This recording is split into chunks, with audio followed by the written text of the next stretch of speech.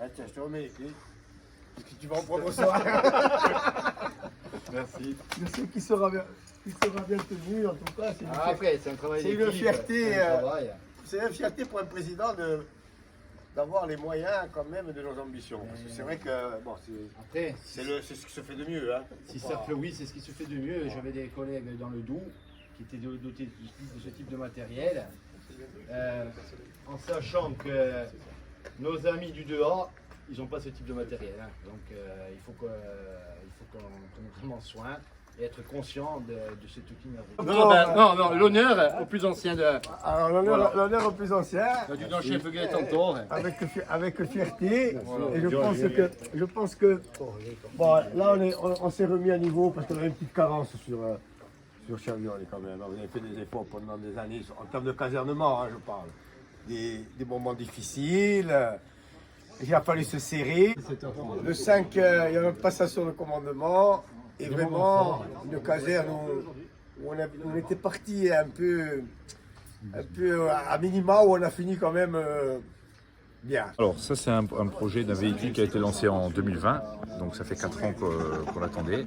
L'objectif, il y a 2 grands axes. Le premier, c'est une grosse opération, c'est-à-dire qu'on a une opération de longue durée, qui peut être une recherche de personnes ou comme on l'a vécu plusieurs fois sur les inondations, lorsqu'on est mobilisé sur un endroit pour effectuer plusieurs opérations sur un secteur.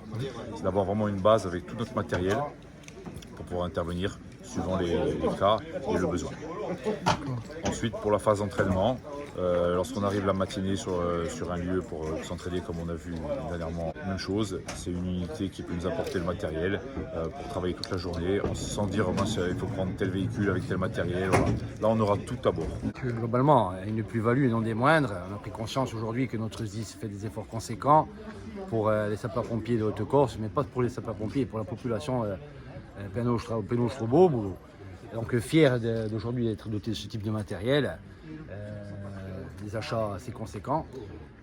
Bien sûr sur la partie incendie, le grand pompe-tonne léger, capacité en eau 2000 litres avec des émulseurs pour travailler sur des feux d'hydrocarbures, 180 litres d'émulseurs. Une plus-value, on n'a jamais été doté de ce type de matériel auparavant. Sur le centre de secours de Cherviol, il y a un véhicule neuf, il faut en être conscient. On va en prendre soin, on va travailler, on va apprendre à le connaître et tout simplement pour être le plus performant possible sur tout ce qui est risque incendie sur notre département. On peut venir en aide à nos amis de Luchan à Vordalir. Donc complémentarité, le travail en équipe et bien entendu on est conscient des efforts qui sont consentis par le SDIS 2B.